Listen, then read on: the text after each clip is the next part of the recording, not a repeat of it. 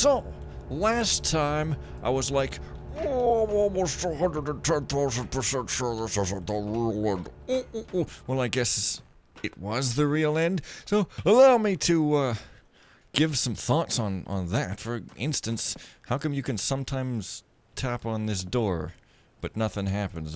I don't know. Anyways, okay, first thing I should say is not really related to the end, but is related to, like, stuff I've been bitching and complaining about.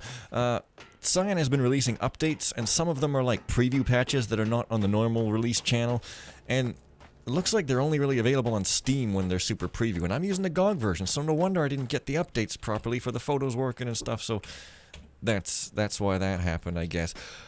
But yeah, that kind of leads into another thing. It seemed to me like there was a lot of sort of ends left loose, as it were. It seemed like there was so much more. I mean, there was the whole backstory about the battle. Like, what was with the battle? I mean, there was some vague stuff in that one long book that was talking about growing the garden and, like, who's the superior species, and the others have decided no one will survive, but it was really vague, and I really was looking forward to finding out the whole story on how the Mofang started fighting, and then there was that whole thing in the Villian world, Marae, where that Mofang disguised as the mayor was like, the Villians are keeping us for food, they live under the water, which can't be true, because that one guy crashed in a ship and you don't see anybody underwater.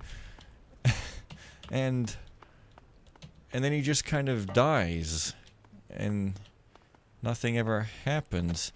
And okay, so this, one of the things in the latest update that I can't get unless I get the Steam version, is that they have fixed some backer reward text that were missing, leading me to believe that perhaps some of these things that I think were clues maybe are backer rewards? I mean, this looks like the faces of real people, so maybe this is somehow a backer reward? I guess if that's the case, although it's, again, they have this really obvious phone number, which is right near this phone number sort of puzzle here, and the real phone number puzzle with the license plates is also near it, so it's really weird that they would have this, blatant thing.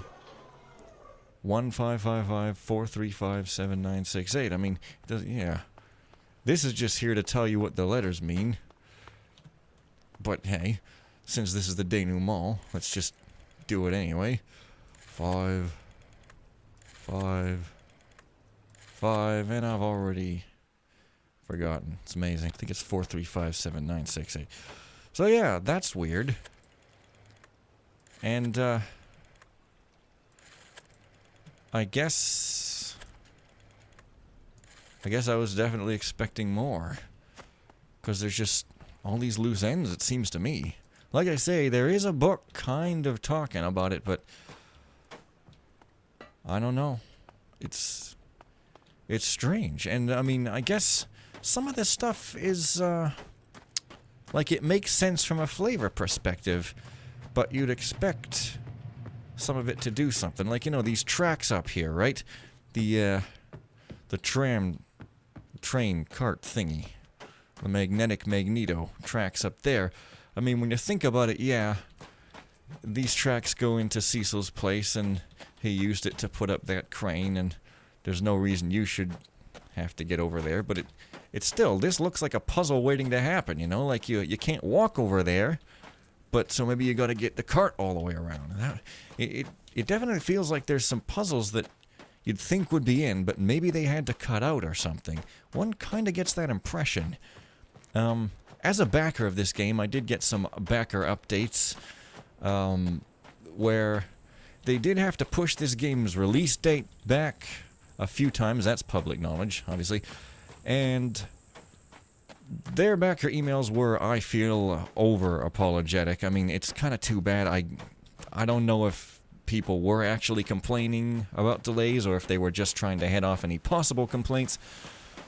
But after pushing it back a few times, they just kind of released it, and, you know, since they've patched it a few times since then, one does get the impression that it was not quite done.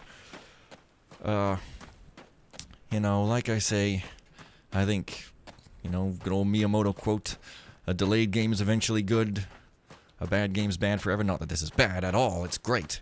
But you know what I mean, you know, the general sentiment. But I guess, hey, practicalities. This is just me guessing, though. Okay, but enough, like, meandering stuff about how I'm confused about how there's not stuff. Yeah, well, no, not enough meandering. Because, seriously, what's with that color thing? Oops. What's with that color thing? I don't have it. Yeah, this. I mean, this totally looks like a puzzle. I don't know. I don't know. This is just conjecture, but one does really get the impression that they just macheted out a bunch of stuff in here, but kind of left the stubs in.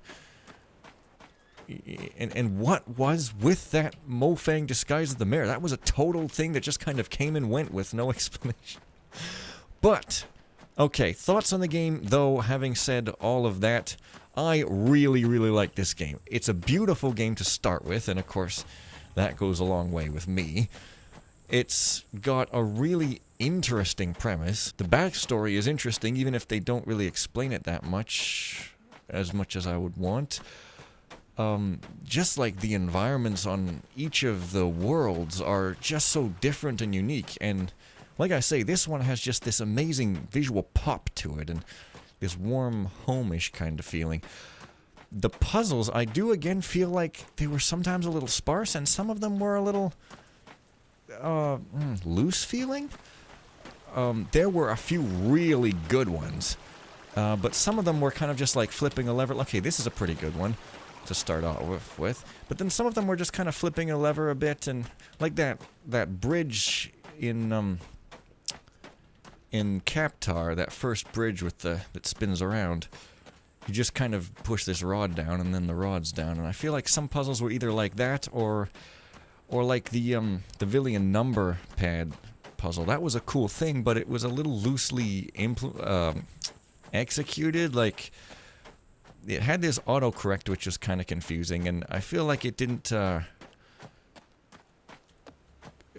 you suddenly needed to use it, and you couldn't go back and learn it, and it did hint that you should learn it, but, I don't know, could have maybe used a little bit tighter of a tweaking there. And I wish that I had actually been able to figure that out myself. I think it would have been a really satisfying sort of late game-ish puzzle. But the gauntlet was really cool, where you warp around and swap around with those things inside other things, and then that big wheel where you gotta swap. That was an awesome puzzle. I guess just overall I liked what was here. I just feel like it's a little sparse in places, and it could have been more dense and more sort of tightened up a bit. But you know, I still had a lot of fun, and it's just a joy just exploring. And I want to say that it'd be cool if they make a sequel, but they've kind of ended things pretty severely by now, I guess. You just warp and then you're in a beautiful world for some reason, which is cool. This is not a gold plate, please do not steal it. These are not Coca-Cola bottles, please do not sue or use them as the design for your Mustangs. So, yes. So that's that, and I guess I wish it went on, and I wish it was more in depth, and yeah, but I mean, hey, who knows? $1 million and some sounds like a lot of money, but for a game like this, it probably isn't all that much. I mean, Psychonauts 2 raised what, like $3 million?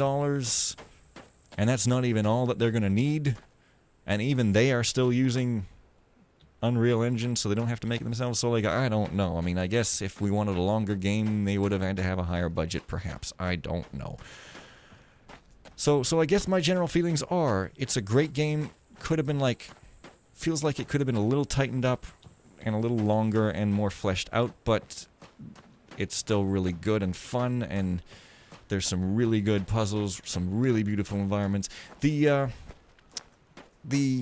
people, like the real-life actors, the green screening was fairly bad, but it's only really that noticeable with this, I mean, with Cecil over here, because he's kind of in high fidelity right there.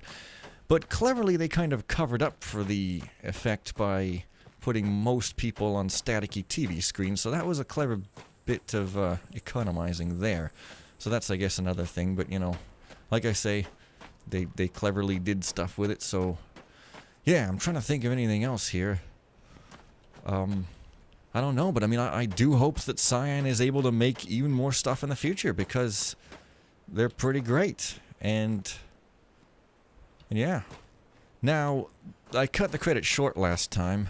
I suppose I could put a little bit of them in, but the thing is, since this is a Kickstarted game, you've got your normal credits, which are brief-ish, you know, you've got the Cyan team and stuff, and then you've got the listing of people who backed the game at a level that they could get in the credits, and that part of it goes on for, I kid you not, I timed it, 42 minutes. So yeah, I don't even really have the disk space to be even recording that, I don't think. Well, it's white on black, so maybe, but yeah. So, can't really show the whole credits. I'm in there somewhere among the millions, but yeah, I don't have time to get to that part either. So, yeah, I'm glad to have played this game. I'm happy to have backed it. Cyan is great, and I hope that they can do even more stuff in the future in whatever direction they choose, because it's pretty cool. So, see you guys next time for whatever else, and bye for now.